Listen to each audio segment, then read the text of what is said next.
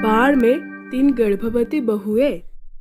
किसी गांव में एक बड़ा ही खुशहाल परिवार रहा करता था। वो एक दूसरे से बहुत प्यार करते थे और हमेशा एक दूसरे को बहुत ही खुश देखने के लिए एक दूसरे का पूरा ख्याल रखा करते थे।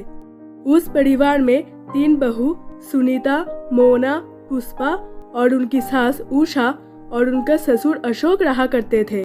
उन तीनों के पति बाहर शहर में रहकर काम किया करते थे। इस वजह से वो जल्दी से गांव में अपनी पत्नियों को ज्यादा समय नहीं दे पाते थे, मगर वो तीनों अपनी पत्नियों के बहुत ही ज्यादा प्यार किया करते थे। इसलिए वो कुछ ना कुछ शहर से अपनी पत्नियों के लिए भेजते रहते थे।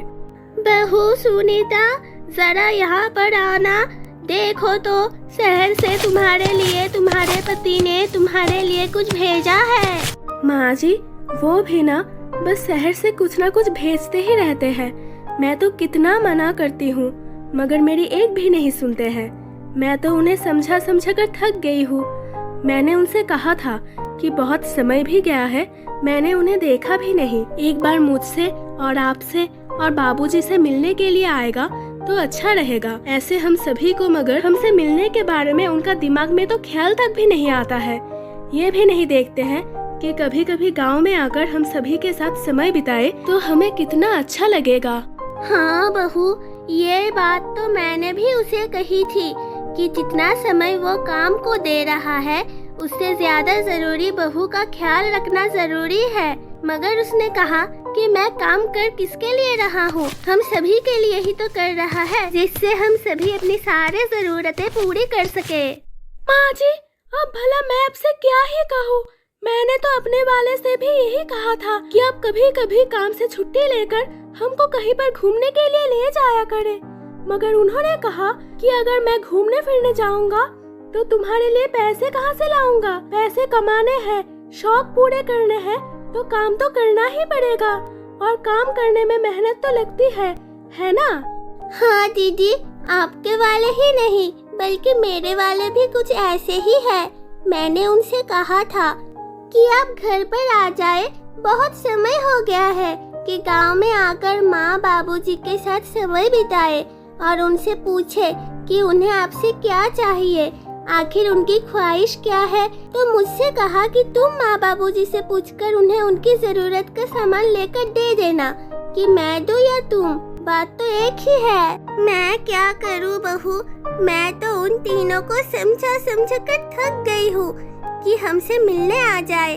आखिर बार तीनों कितने समय पहले आए थे, लगभग 8 या 9 महीने होने के चल दिए हैं, और मैंने उसे कहा था कि बेटो अब तो बहू भी पेट से हो गई है, कम से कम अब तो अपनी अपनी पत्नी का ख्याल रखने के लिए उनके पास आ जाओ। वो तीनों अकेली है, ऐसे में अगर तुम तीनों अपनी पत्नी के साथ होगे तो ऐसे में उनके बच्चे की सेहत पर भी अच्छा असर पड़ेगा।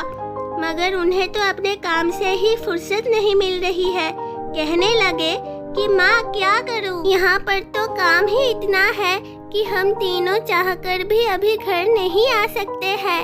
अगर हमने उनसे छुट्टी के लिए कहा तो वो हमें काम से ही निकाल देंगे, और फिर भला हम तीनों कमा कौन देगा। ऐसे में घर चलाना भी बहुत मुश्किल हो जाएगा। माँ जी, अगर 1 या 2 दिन की भी छुट्टी ले ली तो क्या बुराई है। इससे भला क्या 1 या 2 दिन के लिए भी उन्हें काम से निकाल देंगे। माँ जी, आप तो जानती है ना, हम सभी ने कब से ये सोचकर रखा था कि हमें घूमने के लिए जाना है, मगर अब वो भी नहीं आ रहे हैं, तो फिर भला हम कहाँ बार किसके साथ जाएंगे घूमने। बहू, तुम निराश मत हो, मैं एक बार उनके बाबूजी से बात करती हूँ। क्या पता वो तीनों तुम्हारे बाबूजी की बात मान जाए और तुम्हें घुमाने के लिए यहाँ पर आ जाए। ठीक है ना बहू, तुम तीनों निराश मत हो। उषा अशोक से सारी बातें बता देती है। अशोक अपनी तीनों बेटों को गांव में आकर बहू को घुमाने के लिए कहता है, मगर वो बहुत ही काम में होता है, जिस वजह से वो आने से मना कर देते हैं। मगर वो तीनों को घुमाने के लिए अपनी माँ से कह देता है। उषा और अशोक मिलकर अपनी बहुओं को घुमाने के लिए तैयारी करते हैं और फिर अगले ही दिन वो सभी घूमने के लिए पहाड़ों पर चल जाते हैं। वहाँ से आते समय जब वो मजे से घूमते हुए घर आ रहे होते हैं तो तभी उनकी बस बीच सड़क में जाती है, क्योंकि बहुत तेज बारिश के कारण आगे पानी भर जाता है और अगर वो बस उस पानी में गई तो वो बस पानी में डूब भी सकती है। इसलिए बस बीच सड़क में ही रोकनी पड़ जाती है। क्या हुआ माँ जी, ये बस बीच में ही क्यों रुक गई है? रुको बहू, मैं अभी तुम्हारे बाबूजी से पूछती हूँ कि आखिर क्या बात है, ये बस बीच में ही क्यों रोक दी है। वो अपने पति के पास जाती है और उससे कारण पूछती है। अशोक उसे सारी बात बता देता है। वो अपनी बहुओं से आकर बता देती है कि पानी खराब की वजह से बस रोकी है, जैसे ही बारिश रुकेगा बस आगे बढ़ेगी। लेकिन मगर ऐसा नहीं होता है, बारिश और तेज हो जाती है और अब सड़क से पानी बस तक भरने लग जाता है। पूरी बस में हल्ला मच जाता है, बाढ़ आ गई। ये सुनकर उषा और उसकी तीनों बहुएं बहुत घबरा जाती है, क्योंकि वो तीनों पेट से होती है। बहू, तुमने सुना ना, बाढ़ आने वाली है और अगर ऐसे में हम सभी यहाँ बैठे रहे तो हमारी मौत तो इस बस के अंदर होने पक्की है। इसलिए हम सभी इस बस से निकलकर कहीं ऊंची जगह पर जाना होगा ताकि हम सभी अपना जान बचा सके। और वैसे भी अभी तो तुम्हें अपने बच्चों को जन्म भी देना है, इसलिए जल्दी से इस बस को खाली करो और बाहर निकलो। अशोक भी अपनी बहू को जल्दी जल्दी बस से बाहर निकलता है और सभी कहीं ऊंची सी जगह पर जाने के लिए जगह तलाश करने लग जाते हैं। वो सभी चलते चलते थक जाते हैं कि तभी बारिश और तेज हो जाती है और पानी उनके कमर तक आ जाता है। वो सभी पानी में ही होते हुए कोई ऊंची जगह देखते हुए चलते रहते हैं। जब पानी और भी ज्यादा हो जाता है तो उन सभी को सांस लेने में भी दिक्कत आने लग जाती है। ये देखकर सब अपनी जान बचाने के लिए चिल्लाने लग जाते हैं। माँ और बाबूजी, लगता है अब हमारी मौत नजदीक आ गई है। अब हम नहीं बच पाएंगे, हमारे बच्चे भी इस दुनिया को नहीं देख पाएंगे। नहीं बहू, ऐसी बातें नहीं करते हैं। भगवान हमारे साथ कुछ भी गलत नहीं होने देंगे, मुझे पूरा यकीन है। बहुओं, तुम भी पूरी कोशिश करो और हार मत मानो। तभी अशोक के पास से लकड़ी के कुछ टुकड़े तैर रहे होते हैं। वो फौरन ही अपनी बहुओं को वो लकड़ी पकड़ा देते हैं। ये पकड़ो बहू, इसके सहारे हम किनारे तक पहुंच सकते हैं। बाबूजी, बारिश तो रुकने का नाम ही नहीं ले रही है। मुझे नहीं लगता आज हम बच पाएंगे।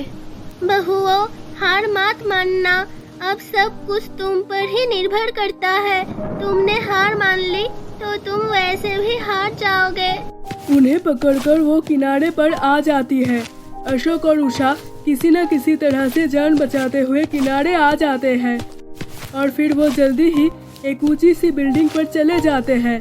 कुछ घंटे बाद सभी ठीक हो जाता है, पानी भी सारा खत्म हो जाते हैं, सड़क से हट जाता है। मगर अब तीनों बहू के पेट में दर्द होना शुरू हो जाता है। माँ जी, पेट में दर्द बढ़ता जा रहा है, कुछ कीजिए। माँ जी, मेरे पेट में भी दर्द हो रहा है। मेरे पेट में भी। हाय राम, अब मैं क्या करूं? इन तीनों को लेकर कहाँ जाऊं? तभी बाढ़ पीड़ितों की मदद के लिए एरोप्लेन आता है और उसमें चढ़ जाते हैं।